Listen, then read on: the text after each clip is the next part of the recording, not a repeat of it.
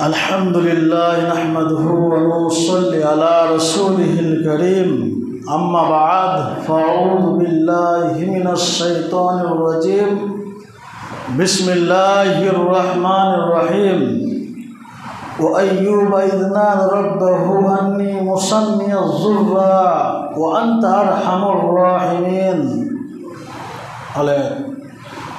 وعن أبي هريرة رضي الله تعالى عنه قال رسول الله صلى الله عليه وسلم من أدى مريدا نادى مناديا من السماء الحديث। শ্রদ্ধেয় সম্মানিত বয়োজ্যেষ্ঠ বয়োকনিষ্ঠ ইসলাম দরদি ভাতৃবৃন্দ, প্রশংসা আল্লাহ পাক রব্বুল আলামিনের, যিনি আমাকে আপনাকে এই জুমার দিনে একত্রিত হওয়ার তৌফিক এনায়েত করেছেন। তাই আমরা সেই মহান আল্লাহ রব্বুল আলামিনের প্রশংসা শেষ করতে পারবো না। তাই ছোট্ট একটা বাক্যে তার প্রশংসা করে বলি আলহামদুলিল্লাহ। তারপরে আমাদের ধর্মের গুরু মা আমিনাল্লাল মরুদুল্লাহ আকাইনন্দার তাজদারে মাদানী নবী মুহাম্মদুর রাসূলুল্লাহ সাল্লাল্লাহু আলাইহি ওয়াসাল্লামের উপর শত কোটি শান্তির দ্বারা বর্ষিত হোক। আল্লাহুম্মা সাল্লি আলাইহি আল্লাহুম্মা বারিক আলাইহি। প্রিয় ইসলাম দরদি ভাতৃবৃন্দ, আমি আপনাদের সামনে কোরআন মাজিদের মধ্যে সূরা আম্বিয়ার একটি আয়াত পরিবেশন করেছি এবং হাদিসে পাক থেকে একটি হাদিসের টুকরো আপনাদের সামনে পেশ করেছি। আয়াত এবং হাদিসকে সামনে রেখে আজকের সংক্ষিপ্ত খুতবার বক্তব্য হলো অসুস্থতা অর্থাৎ রোগ। রোগ মানে অন্য কোনো রোগ নয়, আমাদের যে রোগগুলো হয়, জ্বর জ্বালা, এইসব বিষয় নিয়েই আজকে আলোচনা হবে ইনশাআল্লাহুল আজিজ। নবী করিম সাল্লাল্লাহু আলাইহি সাল্লাম বলেন, নি'মাতানে মাগনুনা কাসীরাম মিনান নাস আস-সিহহাতু ওয়াল ফিরাগ। রাসূলুল্লাহ সাল্লাল্লাহু আলাইহি সাল্লাম বলছেন, এই পৃথিবীর বুকে, এই দুনিয়াতে দুটা নিয়ামত রয়েছে আল্লাহ পাক রব্বুল আলামিনের, যে নিয়ামত দুটোকে মানুষ অবহেলা করে, মানুষের দাম দেয় না। মানুষ এই দুটা নিয়ামতের উপরে বড়ই গাফেল। সেই নিয়ামত দুটো কি? আস-সিহহাত অর্থাৎ সুস্থতা, এবং দ্বিতীয় নম্বর কি? আল-ফিরাগ অর্থাৎ অবসর সময়। এই যে দুইটা নিয়ামত আল্লাহ পাক রব্বুল আলামিন আমাদেরকে দিয়েছেন, কিন্তু আমরা এই দুইটা নিয়ামতের আজকে অনেকে গাফেল, আমরা এর গুরুত্ব বুঝি না। আপনাকে বলি, আজকের দিনে বর্তমান সময়ে 12টা 10-এ ভারতবর্ষের মধ্যে যে কোনো হাসপাতালে যাবেন, যে কোনো ক্লিনিকের কাছে যাবেন, দিয়ে দেখবেন যে এই সুস্থতাটা কত বড় আল্লাহর একটা নিয়ামত। আজকে আমরা সুস্থতাটাকে অবহেলা করে, আজকে আমরা সুস্থতাটাকে অবমাননা করে চলাফেরা করি। কিন্তু আপনাকে বলবো, যখন আপনি অসুস্থ হবেন, যখন আপনার ওপরে কোনো রোগ বালা মুসিবত আসবে, তখনই একমাত্র আপনি বুঝতে পারবেন যে আল্লাহর যে নিয়ামত সুস্থতা, এর দাম কত, এর মূল্য কত। এবং আল ফিরাগ অর্থাৎ অবসর সময়, আজকে আমরা সময়ের গুরুত্ব দিচ্ছি না। আপনি একটা ব্যস্ত মানুষকে জিজ্ঞাসা করুন, দেখুন যে অবসর সময়ে তার কাছে কতটা মূল্য রয়েছে। সে 5টা মিনিট খুঁজে যে আমি 5 মিনিট একটু অবসর নিই, আমি 5 মিনিট আমি কি করি একটু আরাম আয়েশ করি, সে খুঁজে কিন্তু তার নসিবে জোটে না। কিন্তু আমরা কি করি, এই সময়গুলোকে বেফালতা টাইমে, বেফালতা সময়গুলোকে আমরা কি করে দিই, পার করে দিই। তো এই দুটো জিনিসের মূল্য আমাদেরকে দিতে হবে। কারণ নবী করিম সাল্লাল্লাহু আলাইহি সাল্লাম আজ থেকে নিয়ে 1450 বছর পূর্বে বলে গেছেন। এবার আসি রোগ সম্পর্কে। রোগ সম্পর্কে বলতে গেলে হযরত আইয়ুব আলাইহিস সালামের কথা উঠে আসবে, যেটা সূরা আম্বিয়ার মধ্যে বলেছেন। আল্লাহ পাক রব্বুল আলামিন বলছেন, ওয়া আইয়ুব ইয নাদা রাব্বাহু ইন্নী মুসান্নিয়াজ যুররা ওয়া আনতা আরহামুর রাহিমিন।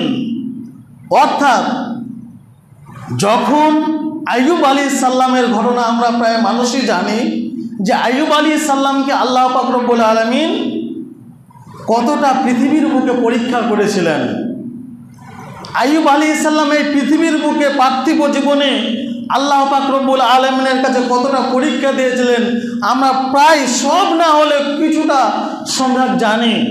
তো আইয়ুব আলাইহিস সালামকে যখন আল্লাহ বলছেন, ও আইয়ুব ইয নাদা রাব্বাহু ইন্নী মুসান্নিয়াজ যুররা ওয়া আনতা আরহামুর রাহিমিন। অর্থাৎ আইয়ুব আলাইহিস সালাম আল্লাহর কাছে প্রার্থনা করছেন। কি প্রার্থনা? ইন্নী মুসান্নিয়াজ যুররা, হে আল্লাহ, হে আমার মাবুদ, আমি অসুস্থতার মধ্যে লিপিবদ্ধ হয়েছি। হে আল্লাহ, আমি কুষ্ঠ রোগে আক্রান্ত হয়েছি। ওয়ান্তা খায়রুর রাহিমিন, এবং আল্লাহ তুমি হচ্ছেন দয়ালু। হে আল্লাহ, তুমি হচ্ছ দয়ালু, তুমি দয়ালুর দয়ালু, তুমি অর্থাৎ পৃথিবীর সবচেয়ে বেশি দয়ালু হচ্ছেন আল্লাহ তুমি। এই যখন আরজি করলেন আল্লাহ পাক রব্বুল আলামিনের কাছে, একটু ঘটনা বলি যে আল্লাহ পাক রব্বুল আলামিন আইয়ুব আলাইহিস সালামকে পরীক্ষা করেছিলেন কেন? সে কি গরিব ছিল না বড়লোক ছিল? যদি আইয়ুব আলাইহিস সালামের ঘটনা আপনাকে বলতে যাই তাহলে আজকের জুমায় শেষ হবে, তো সংক্ষেপে কিছু বলি। আইয়ুব আলাইহিস সালাম খুবই বড়লোক মানুষ ছিলেন। তার টাকা পয়সা, ধন দৌলত, গাড়ি বাড়ি সব কিছুই ছিল। তার বিবি বাচ্চা সব, দাস দাসী সবই ছিল। কিন্তু আল্লাহ পাক রব্বুল আলামিন তাকে পরীক্ষা করার জন্য আল্লাহ রব্বুল আলামিন তার কাছ থেকে তার টাকা পয়সা, ধন দৌলত সব কিছু ছিনিয়ে নিয়েছিল।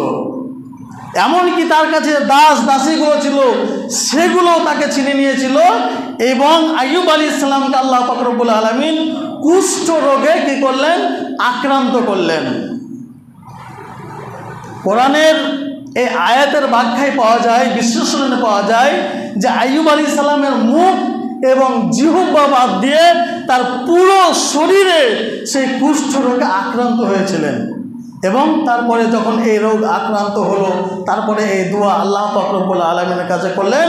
এই আয়াত আল্লাহ পাক রব্বুল আলামিন দিলেন। কি দিলেন আপনাদেরকে বললাম।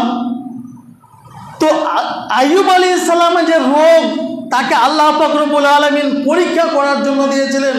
এবং আজ থেকে নিয়ে 1450 বছর আগে নবী করিম সাল্লাল্লাহু আলাইহি সাল্লাম কি বলে গেছেন একটু শুনুন। আমাদের যখন রোগগুলো হয়, জ্বর, জ্বালা, পেটে লাগা, মাথায় ব্যথা, দাঁত ব্যথা, হাত ব্যথা, ক্যান্সার, আরও আনুষঙ্গিক যে রোগগুলো হয়, এই রোগগুলো যদি আমাদের হয় তাহলে আমাদের উপকারটা কি? আপনি বলবেন বলছে কেমন কথা, রোগ হলে বা উপকার কি? রোগ হলে তো টাকার পর টাকা আমরা ব্যয় করছি, আমাদের উপকার কি? অবশ্যই। আজ থেকে নিয়ে 1450 বছর আগে নবী করিম সাল্লাল্লাহু আলাইহি সাল্লাম বলে গেছেন, রোগ যদি মানুষকে হয় তাহলে জানতে হবে আল্লাহ পাক রব্বুল আলামিন তাকে ভালোবাসেন। কেননা নবী সাল্লাল্লাহু আলাইহি সাল্লাম বলেছেন, মাই ইউরিদুল্লাহু বিহি খায়রান ইউসিব লাহু। অর্থাৎ আল্লাহ পাক রব্বুল আলামিন যাকে ভালোবাসে, আল্লাহ পাক রব্বুল আলামিন যাকে নিজের কাছে টেনে নিতে চায়, তাকে পৃথিবীর বুকে বেশি বেশি করে রোগ বালা মুসিবত দেয়। তাহলে বলুন, আজকে আমরা রোগ হলেই আমাদের কাছে যদি কোনো ব্যাধি আসে, রোগ আসে, আমরা কি করি? কয়েকদিন হওয়ার পরে অধৈর্য হয়ে যায়। আমরা গালিগুলোজ করি, আমরা আমাদের ভাষা খারাপ করি, কিন্তু নবী করিম সাল্লাল্লাহু আলাইহি ওয়াসাল্লাম বলছেন মাই ইউরিদুল্লাহু বিহি খায়রান ওয়া ইউসিব লাহু, অর্থাৎ আল্লাহ পাক রব্বুল আলামিন এই পার্থিব জীবনে যাকে বেশি ভালোবাসেন, যাকে বেশি আপন করতে চাই, তাকে এই দুনিয়ার বুকে বেশি বেশি করে রোগ বালা মুসিবত দিয়ে থাকেন। এটা নবী সাল্লাল্লাহু আলাইহি ওয়াসাল্লামের হাদিস। আর কি হাদিস?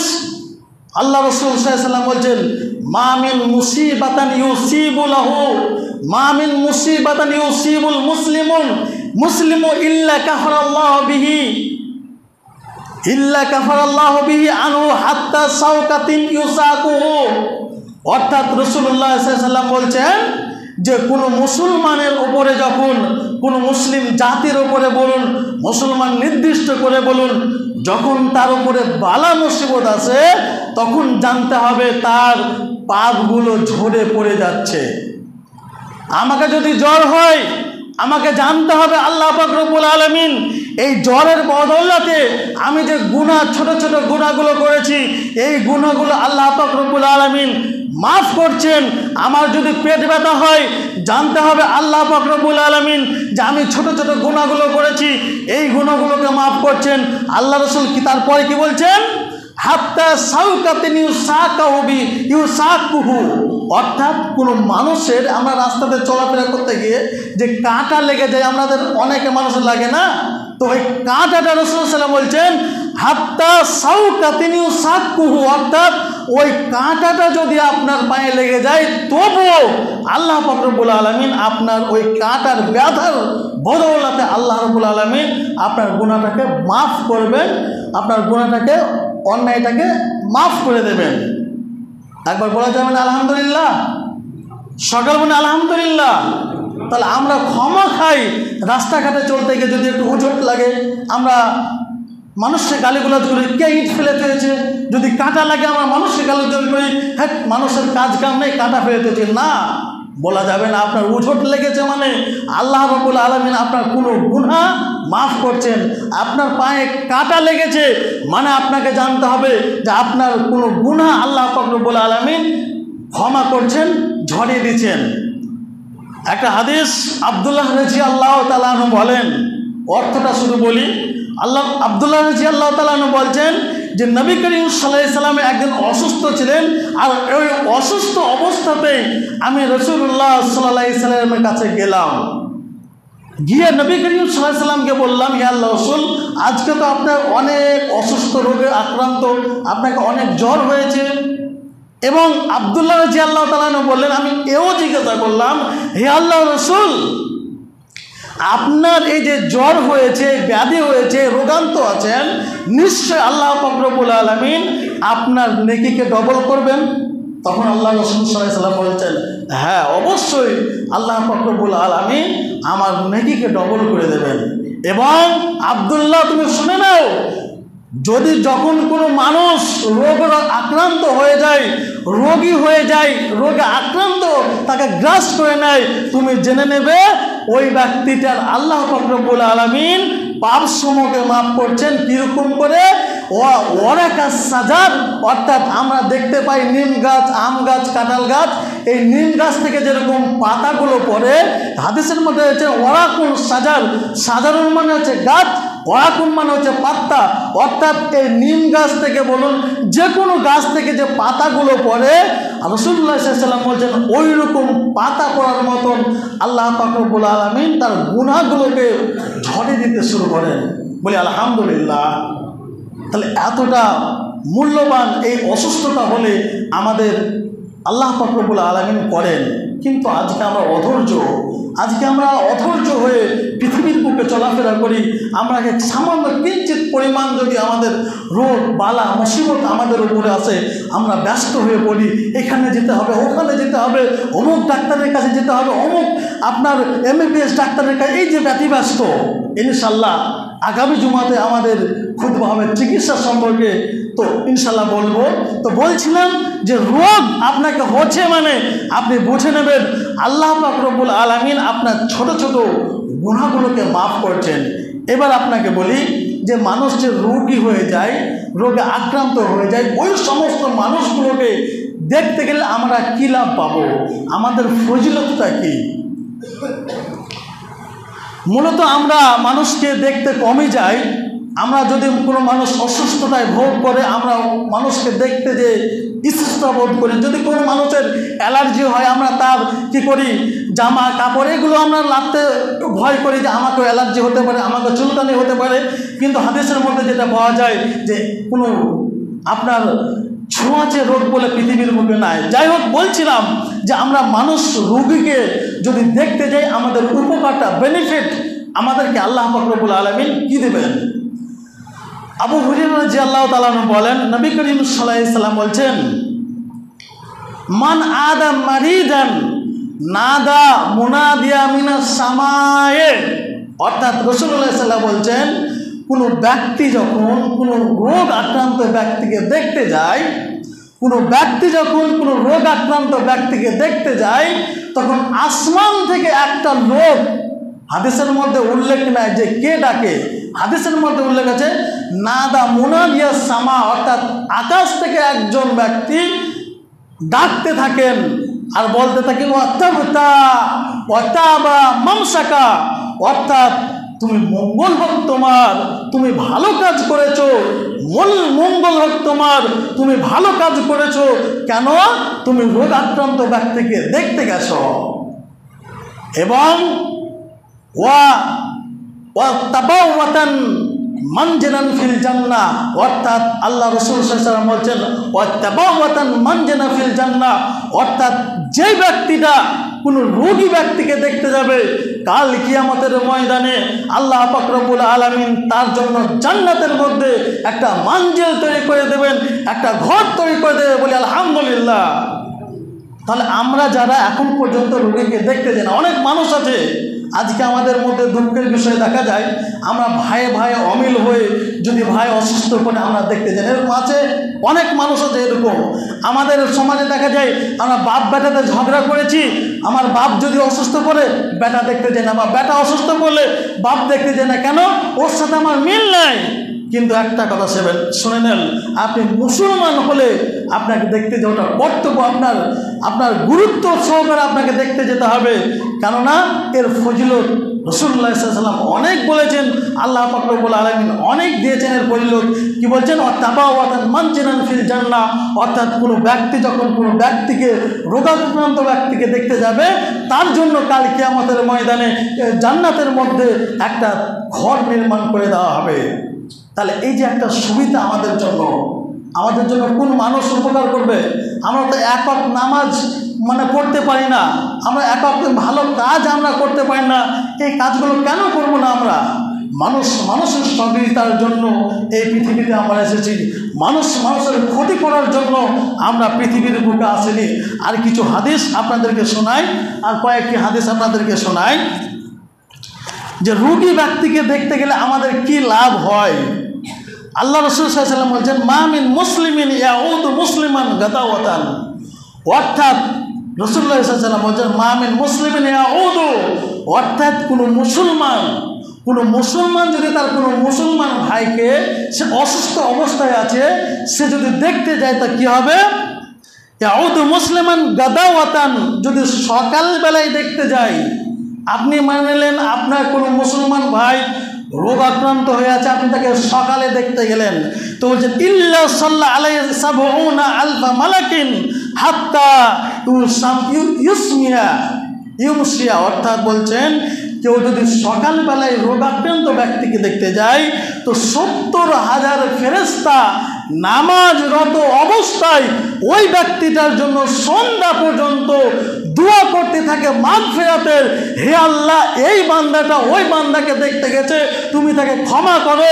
হে আল্লাহ এই বান্দাটা ওই বান্দাটাকে তার সহানুভূতি দেখাতে গেছে, আল্লাহ তুমি তাকে ক্ষমা করো। কিসের অবস্থায়? ইল্লা সাল্লাহ, অর্থাৎ নামাজরত অবস্থায়। বলি আলহামদুলিল্লাহ। কারা দোয়া করে? ফেরেশতারা। একটু কান খুলে শুনুন, ফেরেশতারা দোয়া করে। তারপর ওয়াইন আসিয়াতান ইল্লা সাল্লাল্লাহু আলাইহি সাবউনা আলফা মালাকিন হাত্তা ইউসবিহা, এবং কোনো ব্যক্তি যদি সন্ধ্যাবেলায় ওই ব্যক্তিকে দেখতে যায় যে ব্যক্তি রোগ আক্রান্ত, তো বলছেন ইল্লা সাল্লাল্লাহু আলাইহি সাবুনা আলফা মালাকিন, ওই ব্যক্তির জন্য 70,000 ফেরেশতা নামাজরত অবস্থায় তার জন্য দোয়া করতে থাকে। কতক্ষণ পর্যন্ত? হাত্তা ইউসবিহা, যতক্ষণ পর্যন্ত সকাল না হবে।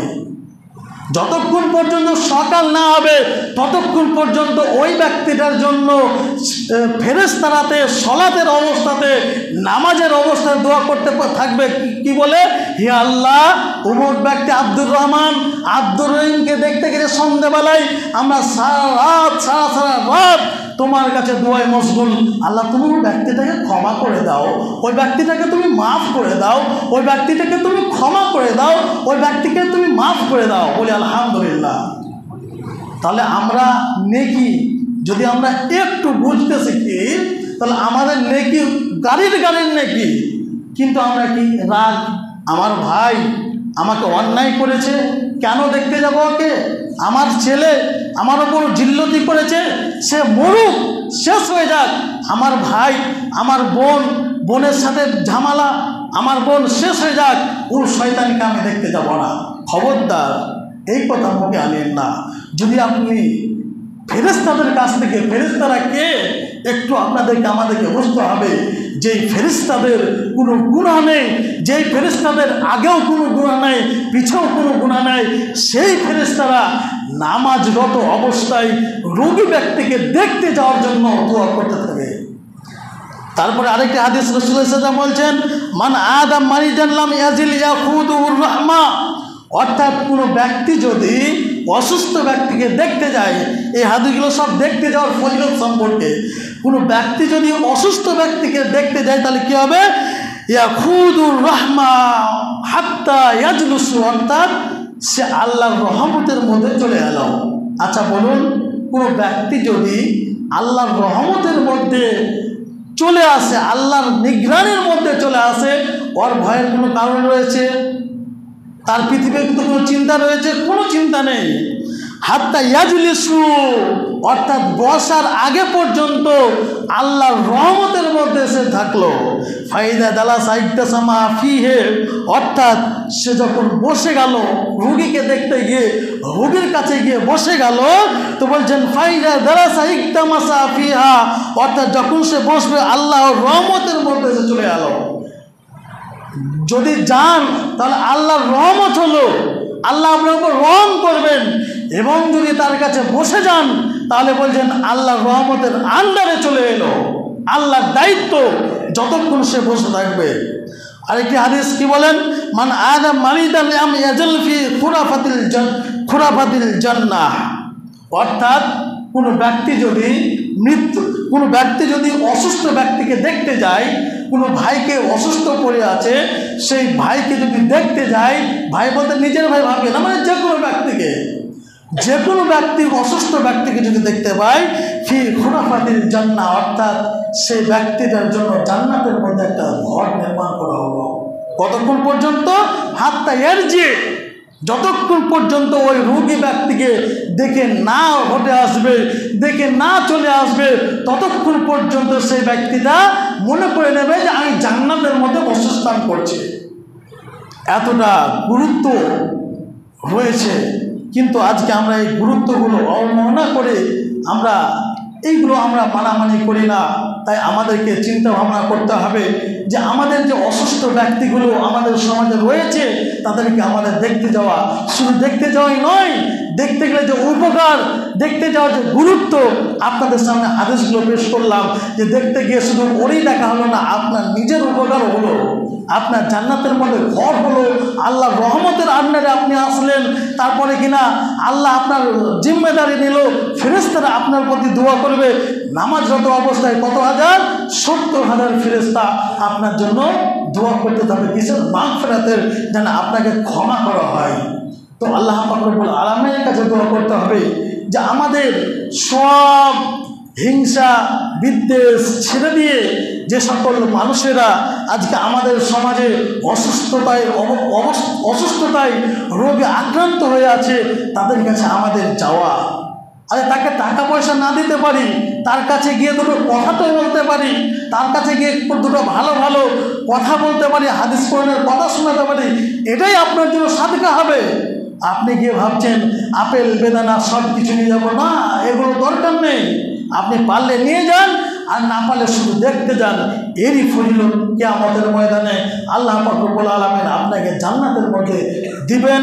এটা নবী করিম সাল্লাল্লাহু আলাইহি সাল্লাম আজ থেকে নিয়ে 1450 বছর আগে বলে গেছেন, এবং নবী সাল্লাল্লাহু আলাইহি সাল্লাম বলেছেন, মানে এটা দীর্ঘ সত্য কথা, এর মধ্যে কোনো কিলো কাল পাওয়া যাবে না। এটাই সত্য যে আমরা যদি এই নিয়মগুলো মেনে চলি আমাদের অবশ্যই উপকার হবে, আমাদের গুরুত্ব অবশ্যই দেবে। আল্লাহ রাব্বুল আলামিনের কাছে দোয়া করি, হে আল্লাহ, আমরা যেন অসুস্থ ব্যক্তিকে দেখতে যাওয়ার তৌফিক দান করি, সকলে আমিন। হে আল্লাহ রাব্বুল আলামিন, আমাদের যে অবসর সময়, এই অবসর সময়কে আল্লাহ রাব্বুল আলামিন আমরা যেন কাজে লাগাতে পারি, সঠিক সময়কে আমরা যেন কাজে লাগাতে পারি, এই তৌফিক আল্লাহ তুমি আমাদেরকে দিও, সকল বলুন আমিন। হে আল্লাহ রাব্বুল আলামিন, আমাদের যে এই সেহাত, এই যে সুস্থতায় আমরা বসবাস করছি, আমরা যেন এই সুস্থতায় বসবাস করে এই দুনিয়ার বুক থেকে বিদায় নিতে পারি, সকল বলুন আমিন। এর থেকে আজকের খুতবা এখান থেকে ইতি করালাম। আগামী জুমাতে আল্লাহ যদি আমাকে হায়াত দারাজ করে তারপরে বলবো কোন রোগের কতটা নেকি রয়েছে।